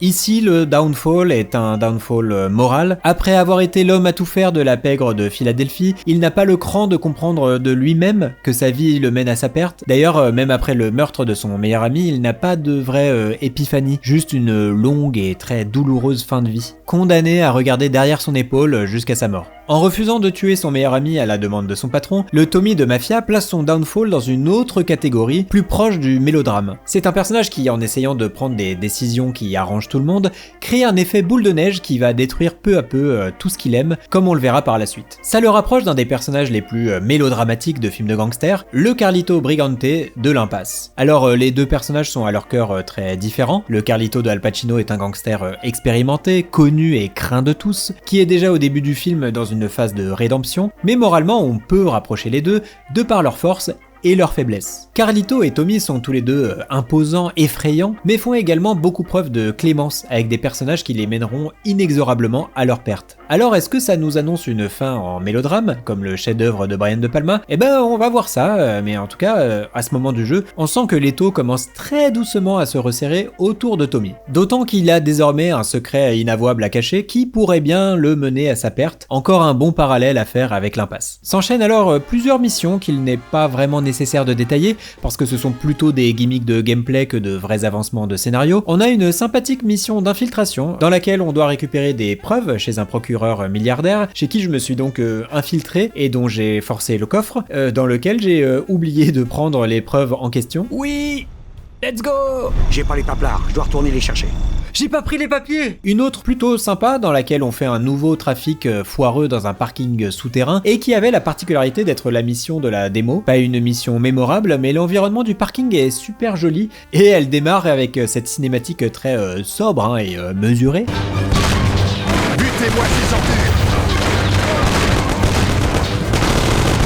Un petit interlude avec l'inspecteur nous apprend que cette mission annonce également la fin des trafics de supergnole canadiennes, puisque cela sonne également la fin de la prohibition, ce qui n'a eu a priori aucune incidence sur les Salieri, alors que c'était quand même leur fonds de commerce principal. Au global, je trouve que la fin de la prohibition aurait pu être traitée de façon plus intéressante, avec une mission liée au changement de trafic des Salieri, ou même pourquoi pas des commerces qui changent dans la ville, mais j'imagine que terminer la période de prohibition avec cette mission de trafic de supergnole qui capote, c'était un peu pour symboliser ce changement. Un changement qui s'intègre plutôt bien dans l'évolution des missions qu'on va avoir par la suite, puisque la violence devient petit à petit plus proche, plus personnelle aussi. On accompagne donc le Don à un restaurant pour déjeuner ensemble, avec ce serveur là qui a un enthousiasme flamboyant, je dirais. Grazie mille, Don Salieri. Les complimenti d'un gourmet comme vous me vont droit au cœur. Quand ce dernier est attaqué par, et vous commencez à vous en douter, des hommes de main des Morello, ce qui commence à devenir un peu fatigant. Mais au moins j'aime bien la cinématique de l'attaque, elle est assez marrante. On tue tout le monde et puis on se rend chez un gars qu'on connaît pas vraiment mais qui aurait balancé le Don, selon le Don. On débarque chez lui, on le surprend en slip, mais après une courte fusillade, on finit par tuer le fameux traître et engendrer la phrase la plus énervante du jeu. Vous savez quoi, Don Salieri? Quoi? C'est la première fois que je descends un mec en sous-vêtements. Ouais, je sais pas pourquoi cette phrase avec son sourire de neuneu là, y a quelque chose de vraiment agaçant. Bon là je dois être honnête, on arrive malheureusement à un sacré ventre mou, puisqu'après avoir subi plusieurs attaques de la part de Morello, c'est au tour de Salieri de contre-attaquer, et si on apprendra plus tard que leurs relations sont un chouïa plus complexes qu'il n'y paraît, bah je dois avouer que la rivalité entre les deux Don est quand même un peu superficielle et banale. En fait je pense que ça me fait penser à un truc très spécifique. Je sais pas si vous voyez le film The Rule of Jenny Penn, c'est un film d'horreur gériatrique dans lequel John Lithgow et Jeffrey Rush incarnent deux vieux dans un EHPAD qui se livrent une guerre sans merci pour savoir lequel d'entre eux trollera l'autre de la façon la plus crade possible. Mafia a fini par me rappeler un peu ça, parce que au-delà d'une forme de rivalité de trafic qui semble cohérente à l'époque à laquelle se déroule le jeu, on peut pas vraiment dire qu'il y ait particulièrement de raison à tout ça, ni particulièrement de conflit territorial, de philosophie de trafic. Vraiment, on sait pas pourquoi ils se mettent sur la gueule. Moi, si j'étais Salieri, j'imiterais John Lithgow et je forcerais Morello à embrasser les fesses d'un bébé en plastique. Mais bon, chacun ses méthodes. Hein. Like a asshole. And that wasn't so hard, was it? La prochaine mission consiste donc à nouveau à tuer un politicien proche de Morello en se rendant discrètement dans un bateau, dans une scène qui a une petite ambiance sympathique à la Hitman. Le but est donc de se déguiser en matelot, d'attendre le speech de notre cible, de le tuer un peu comme on veut, et ensuite de survivre jusqu'à ce qu'on atteigne une barque et qu'on se tire. Une mission plutôt rigolote mais que personnellement j'apprécie d'autant plus qu'elle est à la base d'un mode que j'adore tout particulièrement. En effet, en 2006, un ingénieur maritime du nom de Robin Bongartz tombe amoureux de Mafia The City of Lost Heaven et se dit que ce serait une plateforme parfaite pour entreprendre son grand dessein, recréer une version numérique à taille réelle du Titanic. Une première partie du mode est sortie en 2021 et je dis première partie parce qu'il est prévu non pas une, non pas deux et non pas trois, mais bien 4 parties à ce mode. Une statistique qui aujourd'hui encore fait trembler Square Enix. Je vais pas trop m'attarder dessus, mais ce que je trouve fabuleux avec ce mode, c'est qu'il aurait juste pu se contenter de recréer le Titanic explorable avec avec une freecam comme une personne normale, sauf qu'il s'est dit que ce serait rigolo et pas du tout chronophage d'en faire une campagne scénarisée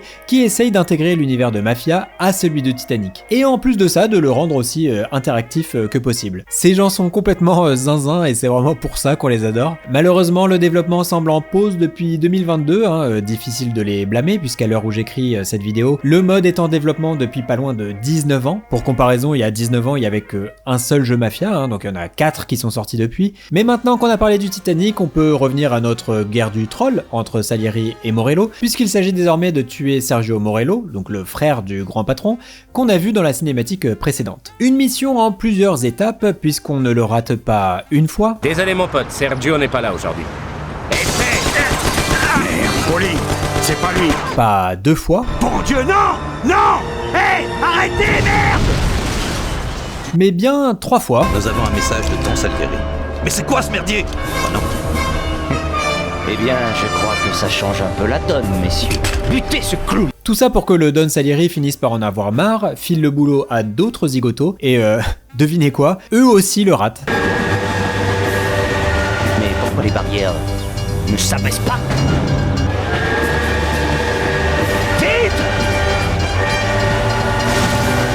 Le tout se termine en le suivant dans un port dans lequel la moitié des États-Unis veulent notre peau, et cette fois, enfin, après 4 tentatives infructueuses, on arrive à tuer Sergio Morello. Et pour rappel, Sergio Morello, c'est pas le Morello principal, c'est juste un Morello un peu secondaire. Du coup, vous savez ce qui vous attend par la suite, on va évidemment tuer Don Morello une bonne fois pour toutes. Mais avant de se lancer à sa poursuite, le Don nous dévoile son plan un peu étrange. En effet, il nous explique qu'une fois la famille des Morello liquidée une bonne fois pour toutes, il récupérerait ses différents trafics pour se faire de l'argent dessus. Parmi ces trafics se trouve le trafic de dope. Donc en fait, si le fall du Rise and Fall de Tommy a déjà été entamé plus tôt lorsqu'il a laissé vivre Frank, celui des Salieri commence maintenant, au moment où il évoque le fait de récupérer non seulement les commerces de prostitution, de cambriolage et de paris clandestins de Morello, mais surtout son trafic de drogue. Et très honnêtement, il m'a fallu revoir les dialogues après coup pour me rendre compte du moment où Don Salieri commençait à vriller et allait à l'encontre des préceptes de la mafia. Parce qu'à part cette petite phrase posée entre 2 insultes à Morello, on n'a pas vraiment grand chose pour nous donner l'impression d'un navire à la dérive, si ce n'est les quelques avertissements de Frank précédemment. Bref, il est donc question de tuer Morello dans la mission suivante, et cette fois on n'y passe pas par 4 chemins, on récupère une sulfateuse et on attend Morello devant un théâtre pour le canarder. Mais maintenant qu'on sait que notre petit gang de mafieux est globalement incompétent, on sera pas très surpris de voir qu'on arrive au théâtre à la bourre et qu'il est déjà sur le départ. S'ensuit une course plutôt sympathique et intense qui peut se terminer de 2 façons. On va commencer par la moins sympa, mais c'est celle que j'ai atteint lors de mon run, donc voilà. Morello se dirige vers la campagne en direction de l'aéroport, et si on ne fait rien pour l'empêcher d'y entrer, il se gare et prend un avion. Si on arrive à lui tirer dessus assez de fois, l'avion peine à décoller et finit par se cracher dans un bosquet pas très loin. C'est quand même assez rigolo et intense avec une très jolie animation d'avion, mais je trouve ça assez dommage qu'on voit jamais Morello mourir pour de vrai, donc ça fait quand même un peu plouf. En plus du fait que c'est la 2e mission d'importance qui se déroule à l'aéroport, donc c'est un peu dommage quoi. Bon, par contre c'est compensé par la petite cinématique qu'on nous met en cas d'échec qui est un régal de poésie. Putain, merde Poli. Bordel. Oh merde, on est dans la merde. Bordel. La seconde façon de tuer Morello consiste à l'empêcher de rentrer dans l'aéroport, ce qui le poussera à continuer sa fuite en direction de la campagne et s'arrêter en face d'un pont détruit. Dans cette version, le côté grandiloquent est moins marquant puisque tout se déroule dans une cinématique. Mais au moins on voit Morello mourir pour de vrai et la chute de sa voiture est quand même hyper marrante à faire un plat par terre là comme ça, sans explosion, sans tonneau, sans rien, ça fait vraiment juste plop.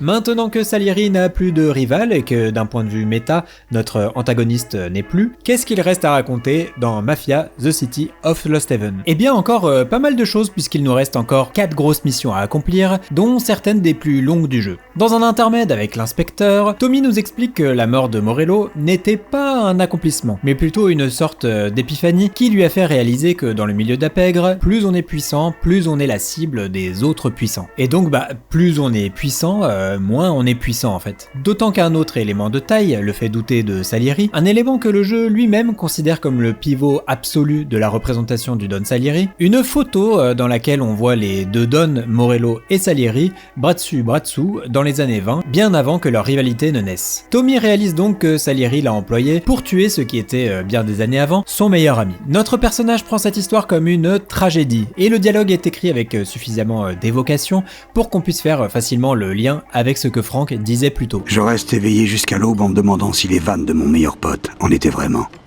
ou si je dois me préparer pour ma propre exécution. On a tous besoin d'un pote à qui faire confiance. La tragédie qui avait démarré avec la scène de l'aéroport avec Frank se met sérieusement en place et notre protagoniste en est parfaitement conscient, en repensant notamment à Polly, qu'il considère comme son meilleur ami à lui. Alors qu'on pourrait croire que cette intrigue se développe sérieusement à partir de là, la mission suivante n'a plus ou moins rien à voir, puisque Salieri nous demande de descendre un politicard corrompu qui possède lui-même plusieurs commerces illégaux dans la ville. Alors on voit le jeu venir avec ses gros sabots. Oui, c'est plus ou moins considéré comme une preuve que Salieri est doucement en train d'aller trop loin, que sa soif de pouvoir est impossible à étancher, etc., etc. Mais dans les faits, c'est difficile de faire la différence entre cette violence et les autres violences qu'on a vécues au travers du scénario du jeu. À vrai dire, on a déjà tué des centaines de policiers, de mafieux, des gardes du corps, de membres de la sécurité, un monsieur qui faisait un câlin à sa compagne aussi et qui avait rien demandé, et même supposément un membre de notre propre famille. Donc j'avoue que c'est un peu étrange de voir Tommy rouspéter à l'idée de tuer précisément ce type-là. Alors par contre, le timing lui est bien géré. On a bien eu la preuve juste avant que notre personnage commence à se demander si toute cette violence est bien justifiée. Donc de ce côté-là, ça marche. Ce qui fonctionne pas vraiment pour moi, c'est le fait qu'un politicien corrompu lui semble être la mort de trop, comme si c'était le fait d'attaquer les institutions américaines qui rendait un acte particulièrement plus abominable. Alors que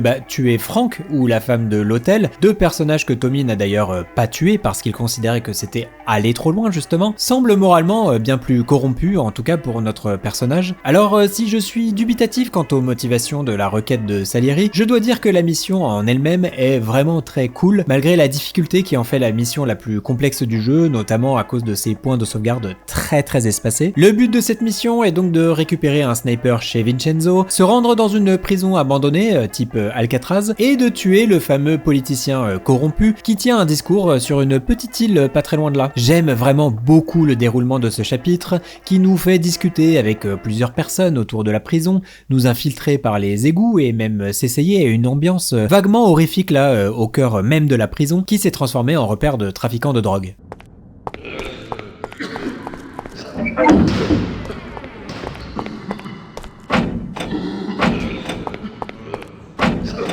Bon, on sera pas très étonné, évidemment, ça se transforme plus ou moins en tuerie de masse, mais l'approche calme et prudente que nous force à adopter le niveau de par sa grande difficulté rend l'ambiance très intense et même assez élégante. Et en plus, on a ce mec là qui est hyper étonné de voir un meurtre, lui je l'aime bien lui. Nom de Dieu, un meurtre! On atteint le niveau le plus élevé de la prison, on tue le politicard, et on s'enfuit tranquillement après nous avoir encore forcé à tuer des chiens. Une mission très sympa, mais narrativement somme toute assez insignifiante. D'ailleurs, le Don lui-même ne nous fait même pas de débrief de la mort du politicien, mais il enchaîne directement avec le briefing de la mission suivante. Ici, il s'agira de voler une cargaison de cigares, 1 tonne pour être précis, qui vient tout juste d'arriver en ville. Comme pour la mission précédente, Tommy est très réticent à l'idée de se mouiller dans une affaire aussi périlleuse, d'autant plus qu'il s'agit d'un commerce inhabituel pour la famille. Pour le coup, le côté louche de cette affaire est un peu mieux géré, notamment parce qu'en lisant vaguement entre les lignes, on se rend compte que Salieri a l'air de vouloir ses cigares pour son propre kiff perso. En plus de ça, la cinématique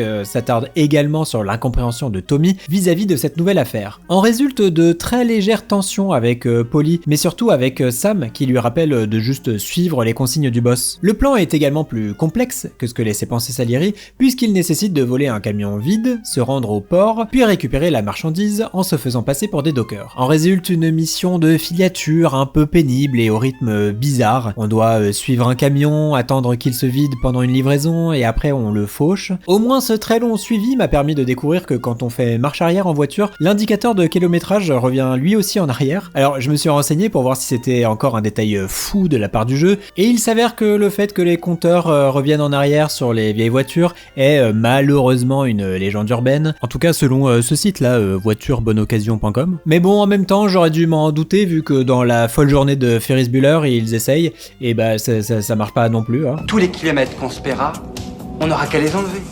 Comment ? On rentrera en marche arrière. Non ! On se dirige donc vers le port qu'on connaît déjà, puisque c'est là où on a tué le fils Morello avec un train. On cherche des caisses avec écrit Scorsese Import-Export, nice. Et on doit charger notre camion dans un temps imparti pour ne pas se faire repérer. Chose que j'ai pas du tout réussi à faire, donc tuerie de masse, hein. Le camion récupéré, on l'emmène à Salieri et c'est la fin de mission, mais pas tout à fait. En effet, en arrivant à destination, en compagnie de Paulie, ce dernier vérifie l'état des caisses et découvre qu'à l'intérieur des boîtes de cigares se trouvent non pas des cigares mais des diamants. Nos deux compagnons discutent brièvement de cette découverte et s'ils sont d'accord pour dire que Salieri ne leur a pas tout dit et qu'il a des choses à cacher, les deux ne sont pas tout à fait d'accord sur le sort de la marchandise. D'un côté, Paulie prend ça quasiment comme une trahison de la part de Salieri et propose de garder les diamants pour lui, alors que Tommy préfère être prudent et cacher leur découverte, principalement par peur de se faire abattre. Quoi qu'il en soit, cette découverte marque une rupture indéniable entre Paulie et Tommy, et le reste de la famille le donne en tête. Dans tous les cas, cette trahison pousse nos deux copains à manigancer leur propre coup de leur côté. En effet, Paulie a préparé un petit braquage de banque, auquel Tommy accepte de participer. Alors évidemment, les braquages dans les jeux vidéo, c'est toujours des moments hyper excitants. On peut citer celui dans le premier Kane & Lynch, notamment, dans lequel Lynch, on le rappelle, est doublé par notre ami José Lucioni, le monde est petit, massacre tous les otages sans raison apparente. Et si vous voulez une anecdote rigolote, sachez que Kane est quant à lui doublé par Thierry Mercier, qui incarne aussi le chef de la police dans un de mes jeux préférés, Poursuite Force Extreme Justice. Peut-être qu'on y rejouera un de ces quatre, pour parler un peu de la poésie dans le jeu vidéo. Oh, la puissance de mes boules!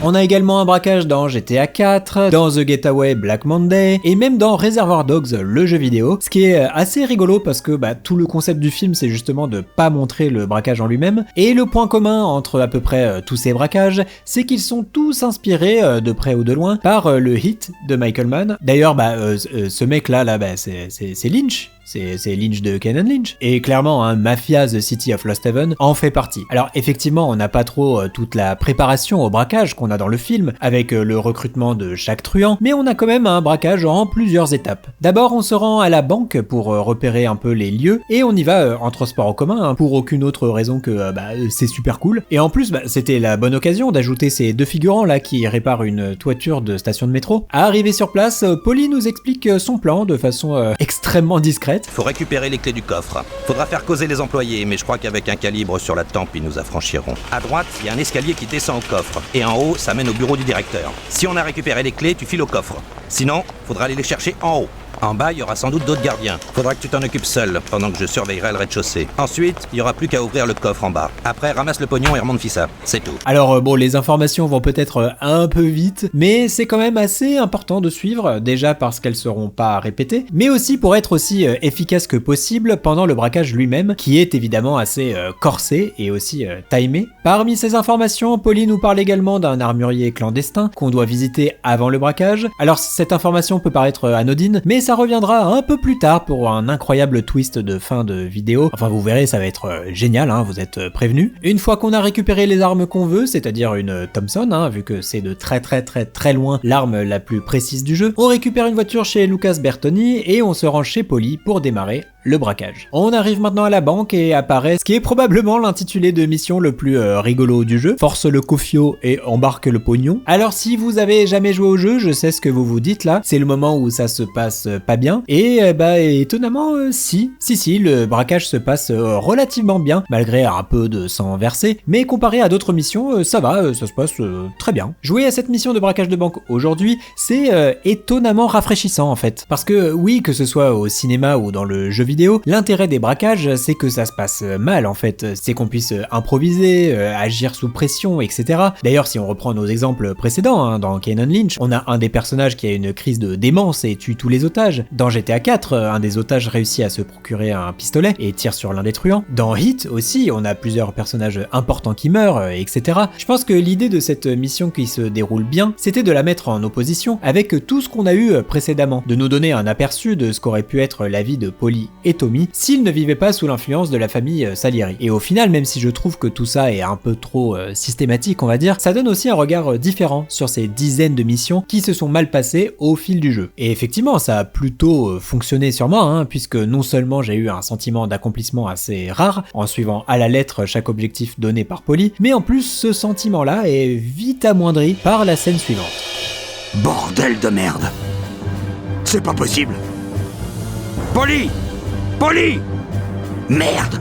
Le pognon! Où est le pognon? Ok, donc état des lieux de la situation. Salieri fait des cachotteries, donc Polly et Tommy décident de faire également des cachotteries, donc Salieri tue Polly, et Sam nous donne rendez-vous à la galerie d'art. Donc oui, là c'est clairement le bordel, la famille est déchirée et s'entretue, et malgré l'étrange confiance que Tommy donne à Sam, il faut avouer que ce rendez-vous à la galerie d'art sent un peu le roussi. On part donc de l'appartement de Polly, et petit détail rigolo, si on attend quelques secondes dans l'appartement, il y a des policiers qui nous surprennent, et une grosse fusillade s'enclenche, mais si on part rapidement en cachant ses armes, on passe tranquillement à côté d'eux sans se faire remarquer. Ouais, jusqu'à la toute fin, le souci des détails c'est d'une rigueur implacable. Arrivés à la galerie d'art, les hommes de main de Polly nous accueillent fusil en joue, et c'est parti pour le discours de boss de fin. Bouge pas, ordure. Oh merde! Surprise.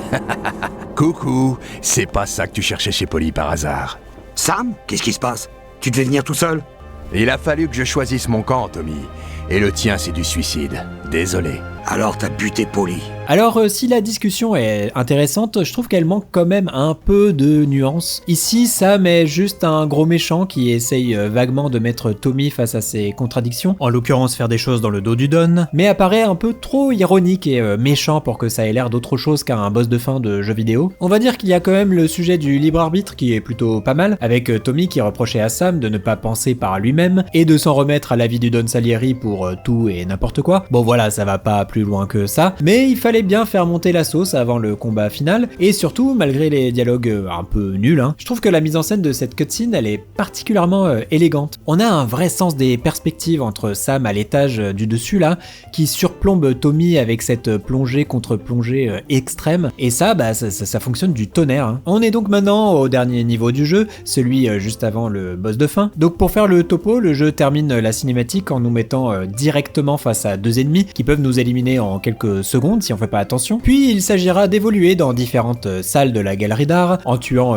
évidemment tout ce qui se met sur notre chemin. Le tout sur 4 étages différents de taille absolument énorme, avec des grenades surprises, plein de moments où le level design nous prend des avantages, un sacré tas de mafieux qui pop de partout, qui visent avec une précision diabolique. Bref, c'est le niveau le plus difficile du jeu, et le jeu fait tout pour qu'on en chie. Mais c'est aussi le genre de mission qui nous pousse à vraiment maximiser toutes les ressources à notre disposition et être plus malin que les IA qu'on affronte. Et rétrospectivement, je trouve que l'évolution de mes différentes tentatives dans cette mission est assez révélatrice du challenge intéressant que nous propose le jeu. Lors de ma première tentative, je me suis retrouvé surpris d'être au milieu de ces deux types là. J'ai donc vidé mon chargeur sur l'un d'entre eux en le ratant une fois sur deux à peu près. Je me suis retrouvé le chargeur vide avec plus que mes points pour me défendre. J'ai étonnamment réussi à m'en sortir, mais avec 50% de ma vie drainée dès les premières secondes, c'était assez compliqué d'aller plus loin. Mon unique... Ouais, d'accord. Donc je me suis posé et j'ai réfléchi. De quoi est-ce que j'aurais besoin pour améliorer ce premier essai? La réponse logique déjà, c'est ne pas se prendre 50 points de dégâts dès les premières minutes, et pour ça, pouvoir tuer les deux premiers ennemis plus rapidement. Le problème avec ça, c'est qu'on commence cette mission avec un petit pistolet, 6 munitions, et c'est à peu près tout. Alors j'ai bien réussi à ramasser une Thompson plus tard dans la mission, qui m'a effectivement bien aidé, mais le mal était fait. Alors j'ai essayé de penser en dehors de la boîte. Il s'avère que quelques heures auparavant, rappelez-vous, Polly nous avait amené à une armurerie clandestine pour y récupérer de quoi faire le braquage. Alors je suis revenu, une sauvegarde plus tôt, et je me suis mis en route. J'ai mis un peu de temps avant de la retrouver parce que le jeu ne propose pas de s'y rendre, elle n'est pas notée sur la map, et en cherchant sur internet, on trouve que la version de la Definitive Edition qui est légèrement différente. Et donc, chose que je trouve vraiment incroyable, effectivement, il est possible de s'approvisionner en armes pour être prêt avant cette mission de fin. Ce qui est fou, c'est que le lieu n'est utilisé que une seule fois avant ça, et que le jeu compte totalement sur le joueur pour se souvenir de l'emplacement de l'armurerie. Et malgré ça, elle fonctionne pas comme un magasin dans un GTA-like moderne, dans lequel on s'approvisionne entre chaque mission. L'armurerie fait partie intégrante de cet objectif précis. Preuve en est, quand on frappe à la porte, un petit dialogue mentionnant le fait que Paulie est mort et que Salieri nous a trahis se lance entre Tommy et l'armurier. Je sais pas vraiment combien de personnes ont réalisé que c'était possible, mais dans les 5 vidéos YouTube que j'ai regardées, aucun ne faisait cet arrêt chez l'armurier, qui change pourtant vraiment la donne pour la mission suivante. Encore une fois, le jeu nous récompense de nous mettre dans la peau du personnage, et malgré l'aspect très restrictif de la plupart des missions, on n'est jamais sur du Hitman ou du Deus Ex, Mafia ne se résout jamais à être une simple expérience linéaire, sans choix, sans petits soucis du détail qui fait la différence. Et c'est donc maintenant armé jusqu'aux dents que j'ai pu retenter cette mission de fin. Alors bon, avoir des meilleurs pistolets, c'est pas non plus une recette miracle, déjà parce que après la cinématique, on commence quand même avec un revolver dans la main et pas notre Thompson. Aussi parce que même en connaissant les positions où vont exploser les grenades, elle reste difficile à éviter. Et enfin parce que cette fusillade, elle est très longue et sans aucun point de sauvegarde. Une fois qu'on arrive enfin au niveau de Sam, le jeu est assez sympa pour nous offrir une sauvegarde, puis un boss assez nul avec Sam sur qui on doit tirer 10 fois pour le battre, mais au moins on est récompensé avec les gémissements les plus drôles de l'histoire du jeu vidéo, je pense.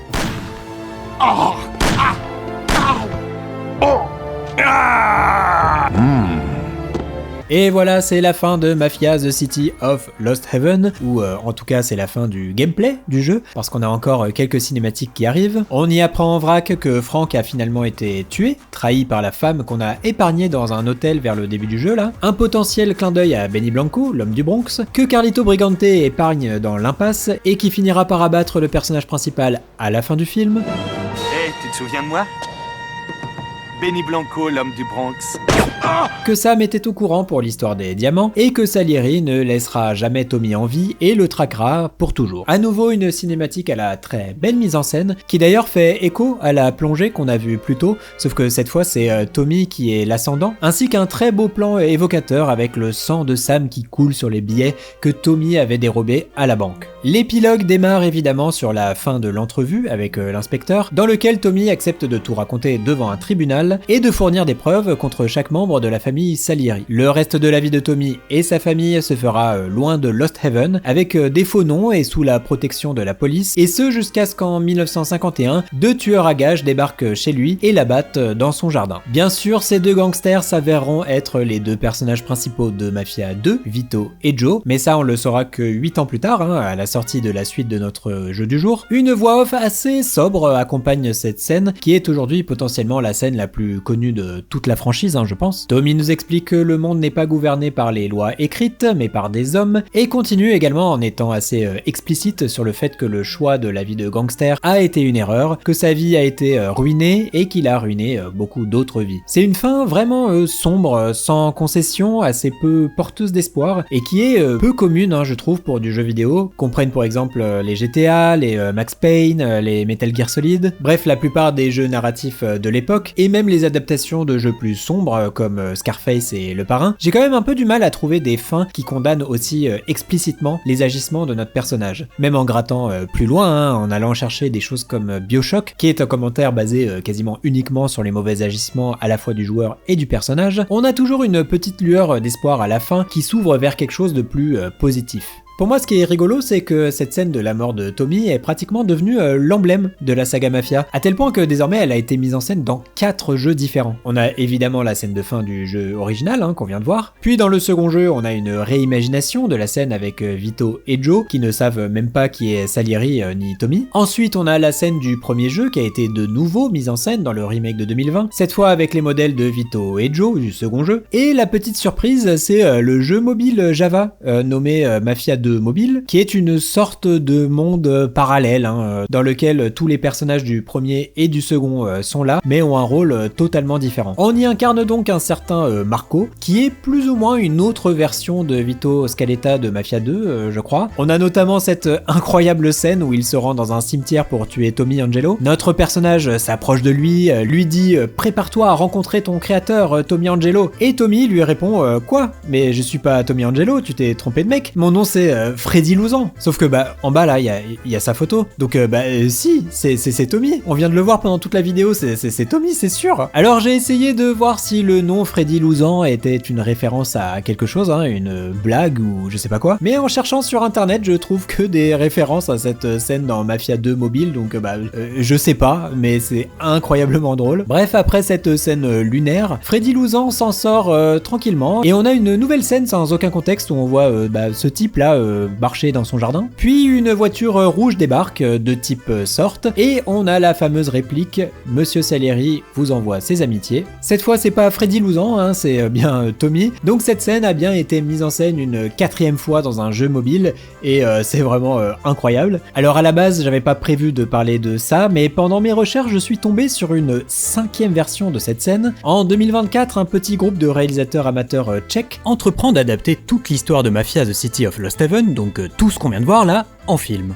En résulte un long métrage de 4 heures qui se prend pas vraiment au sérieux. Là par exemple c'est la scène de course automobile et ça se passe pendant une course de karting, ce qui est vraiment très marrant. Ou ça là c'est la scène de braquage qui se passe pas dans une banque mais dans un hôpital hein, apparemment. Et évidemment on a de nouveau la scène de la mort de Tommy qui arbore une magnifique moustache grise. Franchement bravo à ce collectif parce que moi personnellement ce genre de projet je trouve ça toujours super rigolo, très mignon et puis hyper enthousiasmant à voir quoi.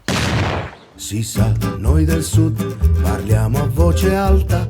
Si sa, noi del sud facciamo discussione imposta. Mafia The City of Lost Heaven est un monument absolu du jeu vidéo. Je pense que je vais pas trop loin en disant ça, et puis je pense que c'est un avis qui est globalement accepté par tout le monde. Évidemment, il n'est pas exempt de défauts narrativement, ça manque parfois un peu de punch. Certaines mécaniques sont effectivement un peu dépassées aujourd'hui, mais j'ai trouvé que c'était extrêmement facile de se remettre dans le rythme de l'époque, dans sa conduite exigeante mais immersive, dans ses fusillades intenses et puissantes, de la découverte de cette ville que je trouve aujourd'hui encore enthousiasmante, belle, riche, variée et absolument bourrée de détails fascinants qui traversent les années avec une aisance impressionnante moi je trouve. Et personnellement, même s'il a également ses propres qualités, je trouve ça finalement plutôt bien que Mafia Definitive Edition ne réussit pas ni ne désire vraiment être meilleur que l'original, n'arrive pas à reprendre tous ces détails, toutes ses subtilités et surtout toute son exigence. Aussi, et malgré la longueur de cette vidéo, il y a une quantité ahurissante de choses que j'ai pas évoquées. On peut parler des différents modes d'exploration libre qui apportent leur propre dose d'originalité. Le mode ultra libre hein, avec des missions complètement barrées comme celle-ci là dans laquelle il faut courser un certain Speedy Gonzales qui se barre en courant super vite en laissant des traces de feu derrière lui. Et même au-delà du jeu en lui-même, hein, c'est un jeu largement speedrunné et surtout encore speedrunné à l'heure actuelle avec les synchrones les plus rapides qui ont été faites là ces derniers mois là. Pour un jeu qui a 23 ans, je trouve ça incroyable. Et même au niveau des modes, on a évoqué le fameux mode Titanic hein, qui est un vrai petit chef-d'œuvre de modding et qui est sorti là il y a à peine 4 ans. Le jeu n'est donc pas tombé dans l'oubli et ce malgré le remake sorti en 2020, ce qui moi me fait vraiment incroyablement plaisir. Scénaristiquement, Mafia porte parfois un peu trop ses inspirations sur ses épaules et a évidemment du mal à être vu comme autre chose que Le Parrain, le jeu vidéo, quand bien même depuis il y a eu 2 jeux Le Parrain. Et même en termes vidéoludiques, il est toujours facile de le voir comme un des nombreux clones de GTA de l'époque, qui n'aura bien entendu pas 1% du succès de sa série concurrente. Pour autant, je trouve la formule toujours aussi fabuleuse, une formule qui a une confiance aveugle en son moteur de jeu, en la simulation de sa ville, en son ambiance et en son joueur aussi. D'autant plus que ce sont des qualités qu'on ne retrouve pas toujours dans les suites et le remake, ce qui en fait un jeu absolument unique, et ce, même au sein de sa propre franchise. Preferisco il rumore della festa. Vado